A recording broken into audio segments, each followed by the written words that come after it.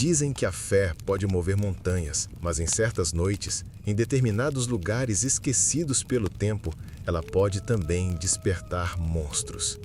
Essa história atravessou gerações como um sussurro que ninguém ousava repetir em voz alta. Não estava nos livros de sermões nem nos registros oficiais da igreja, mas na boca trêmula dos mais velhos ao redor das fogueiras do interior, onde o vento parecia carregar segredos de séculos passados. Falava-se de um padre, um homem de batina negra que, em um momento de desespero, fez um pacto para salvar sua paróquia da ruína e acabou condenado a uma metamorfose eterna. Era uma pequena vila encravada entre colinas úmidas e bosques densos, onde as casas de madeira rangiam ao menor sopro da madrugada. O tempo parecia não correr ali da mesma forma que no resto do mundo. As estações eram pesadas, as colheitas escassas, e as almas dos moradores viviam sob o peso da fome e do medo. O sino da capela local era o único som capaz de reunir todos, não apenas para orações, mas para se lembrar de que ainda havia algo maior que a miséria. O responsável por esse fio tênue de esperança era o padre Miguel, um homem de meia idade, de rosto pálido, voz grave e olhos que refletiam mais dúvidas do que certezas.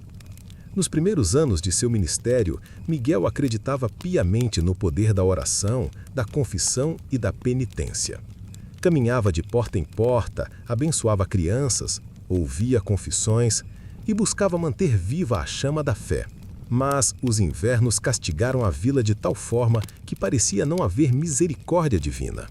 Crianças morreram de frio, famílias perderam tudo em incêndios inexplicáveis, animais doentes espalharam pestes.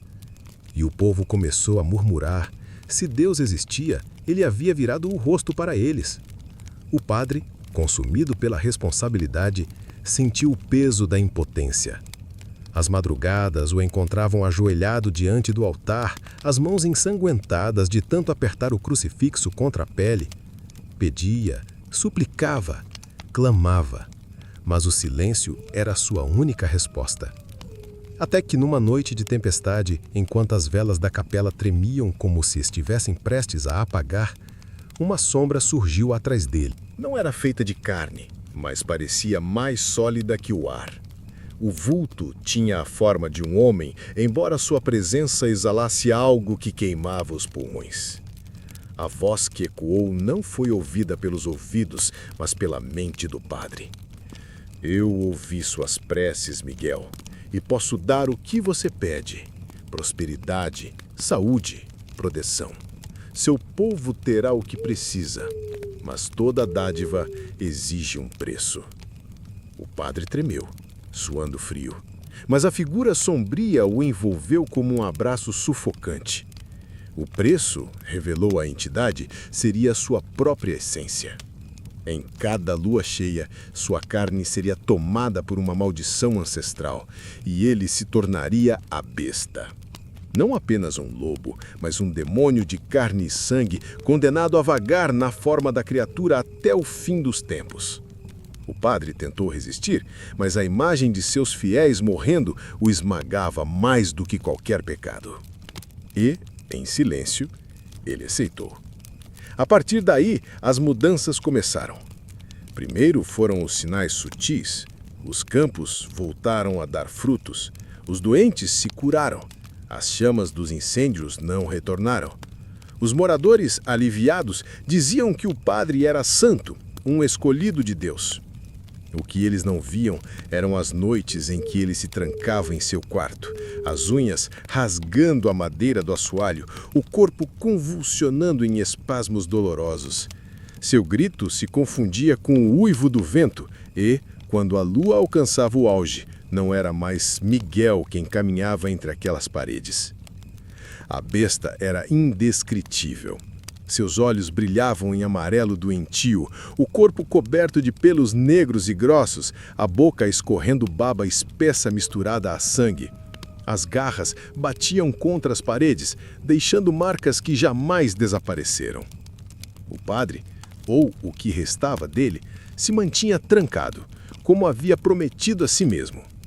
Mas um dia, A madeira já apodrecida da porta não aguentou. Foi numa noite clara de lua cheia, quando um menino curioso, órfão da peste, decidiu espiar pela fechadura do quarto do padre. O que viu foi o próprio inferno refletido em carne.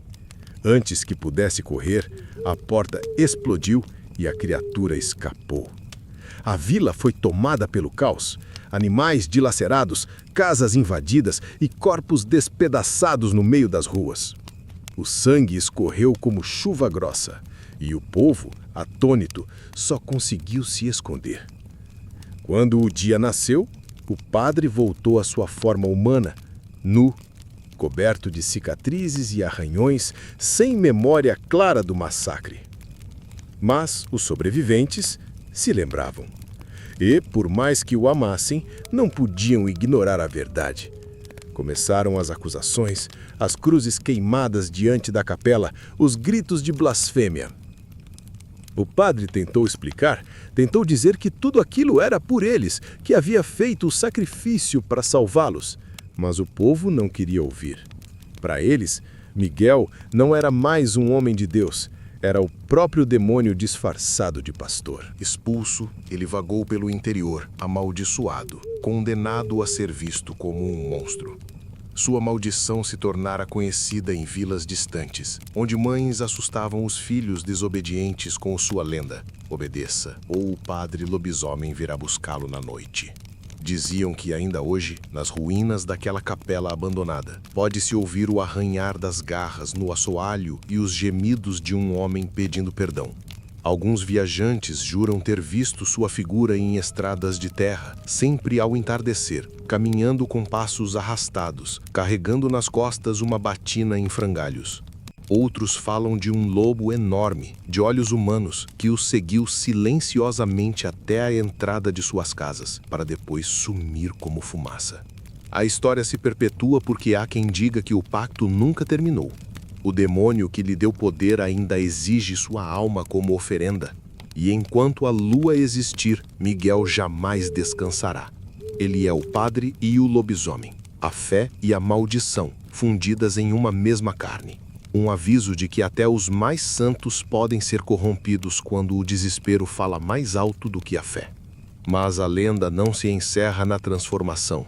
O que torna esse relato ainda mais aterrorizante é a forma como ele parece não pertencer apenas ao passado.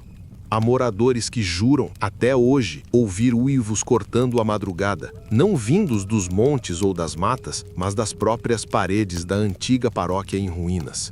O vento atravessa as frestas das janelas quebradas como se fosse um órgão fantasma tocando um hino fúnebre.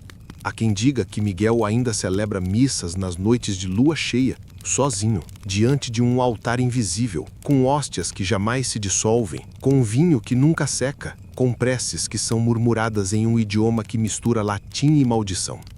Testemunhas contam que já viram luzes dentro da igreja abandonada, como se tochas estivessem acesas, embora ninguém ouse entrar para verificar. Outros garantem que nas estradas próximas, ao cair da noite, uma figura encapuzada surge do nada, pedindo carona aos viajantes. Aqueles que pararam para oferecer ajuda relatam ter visto um rosto de padre, cansado, suado, e, segundos depois, um par de olhos amarelos que brilharam como brasas antes que a criatura desaparecesse no ar. Os mais antigos falam que Miguel não pode morrer porque sua alma foi presa num ciclo eterno. Ele não é homem nem fera, nem vivo, nem morto. É condenado a transitar entre mundos como um aviso da fronteira quebrada entre o sagrado e o profano. Um fazendeiro jura que, em uma noite de colheita, viu uma sombra enorme cruzar os milharais. O som de patas não parecia de um animal comum. Era pesado, ritmado, como se um corpo humano corresse sobre 4 pernas. Quando tentou seguir o rastro pela manhã, encontrou apenas marcas fundas no chão, como se garras tivessem arranhado a terra seca. Ele não voltou mais ao local. Outro relato vem de uma antiga beata que afirmava que, ao rezar dentro da igreja já em ruínas, sentiu um hálito quente atrás dela, como uma respiração animal.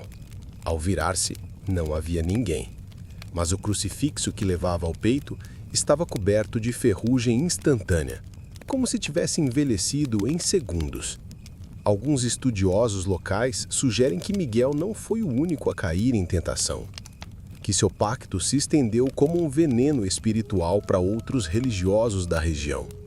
Historiadores encontraram registros de monges que desapareceram misteriosamente no mesmo período e nunca foram encontrados.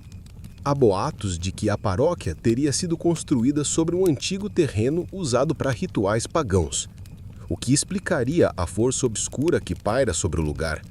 O padre, desesperado por salvar seu rebanho da fome e da peste, teria apenas despertado uma energia que já dormia ali. A maldição, então, não seria apenas sua, mas de todos que ousassem erguer preces naquele território profanado. O que alimenta a lenda é o medo da repetição. Há quem acredite que Miguel ainda busca a redenção, mas para alcançá-la precisa substituir a própria alma por outra. Isso explicaria os desaparecimentos ocasionais de viajantes, andarilhos e até de crianças que se perdem nas estradas próximas. Dizem que ele caça não apenas por instinto, mas por necessidade. Precisa oferecer novas almas ao mesmo demônio que um dia lhe estendeu a mão. Essa teoria se fortalece porque alguns moradores afirmam que a cada década, nas noites de lua cheia, as manifestações ficam mais intensas. Uivos mais altos, aparições mais claras, acidentes inexplicáveis, como se fosse o ciclo de pagamento da dívida, um lembrete de que o contrato sombrio nunca expirou. E então surge a parte mais perturbadora. Há relatos de que em noites específicas, quando a lua está em sua fase mais brilhante, vozes podem ser ouvidas ecoando da antiga paróquia. Não são apenas preces, mas diálogos, como se Miguel ainda conversasse com a entidade que o prendeu. As frases, quando compreendidas, falam de arrependimento, súplica, mas também de ameaça, como se o padre implorasse por liberdade ao mesmo tempo em que prometesse oferecer novos sacrifícios em troca. Alguns jovens curiosos que tentaram gravar essas vozes dizem que o áudio sempre falha, ficando cheio de ruídos como se uma força invisível interferisse. No entanto, todos eles relataram pesadelos intensos nos dias seguintes, sonhos nos quais viam um padre com batina rasgada caminhando até eles com um crucifixo invertido nas mãos, repetindo sempre a mesma frase: "A fé é só carne vestida de medo."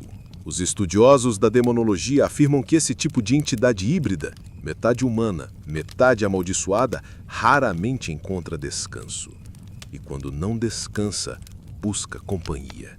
Miguel, o padre e o lobisomem, talvez ainda caminhe entre os fiéis, entre os viajantes, entre nós. Talvez a cada uivo que se escuta distante não seja apenas um animal chamando a lua, mas um homem condenado implorando para não ser esquecido.